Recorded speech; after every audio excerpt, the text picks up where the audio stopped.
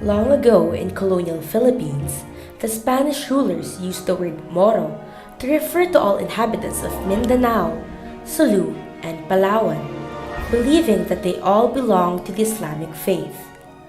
The Spanish initiated the conflict by conquering the Philippines and invading the Moro territory in an effort to subjugate the region to their rule since the 1500s. The efforts of Spaniards to subjugate the Moro homeland resulted in numerous Spanish expeditions to Muslim lands, naval battles, and Muslim raids on territories held by the Spaniards. The first phase of the conflict between the Spaniards and the Muslims in the Philippines began during Legazpi's arrival in 1565 and ended with the Spanish invasions of Brunei in 1578 and 1581. It started with a Spanish expedition to Borneo, a war between Spaniards and the Sultanate of Brunei. The Spaniards captured a Bornean trading vessel in Bohol, killing about 20 Borneans. Furthermore, the Brunei Sultan instigated rebellion against the Spaniards by writing to members of the Bornean aristocracy in Manila and offering his protection and encouraging them to preach Islam. The Spanish governor wrote a letter to the Brunei Sultan telling the Sultan to forbid the Borneans from collecting tribute from natives of Spanish held, for this was the right of the Spanish king as their sovereign. The Spaniards invaded Brunei in 1578 and forced Sultan Seyfur Jalal to flee. In this phase, the Spaniards succeeded in eliminating the Borneans from the archipelago.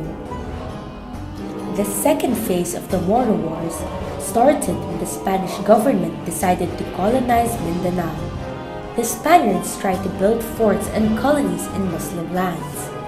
The Sulu Sultans, along with the Pulangi chiefs, paid a fair tribute to the Spaniards. Moreover, in 1587, a conspiracy led by Magat Salamat was planned, but it failed after the plot of the conspiracy was revealed to the Spaniards by a native Christian.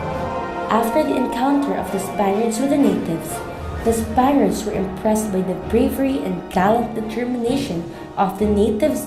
Lastly, forts were built by the Spaniards but were eventually destroyed and abandoned.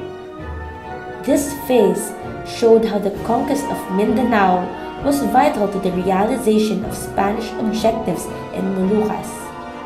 During the early period of this stage, the Spaniards seemed to be winning the competition.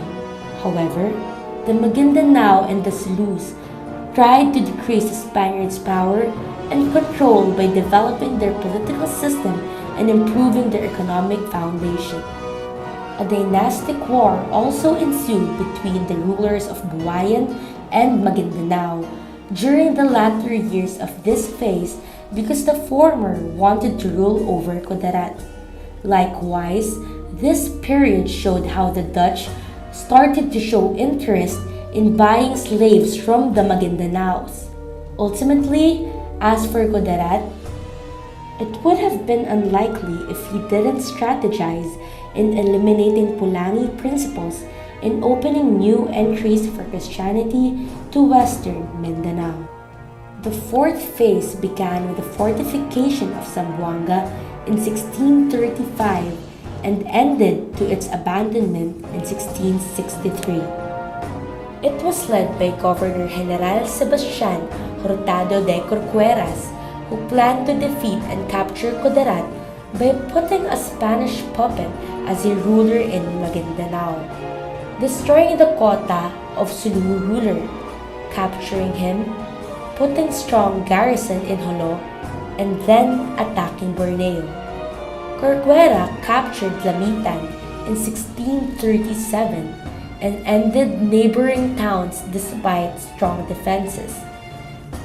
The next year, 600 Spaniards and 1,000 native allies sieged Sulu Sultan's Kota in Jolo. Despite the superb defense, an epidemic forced the Sultan to surrender.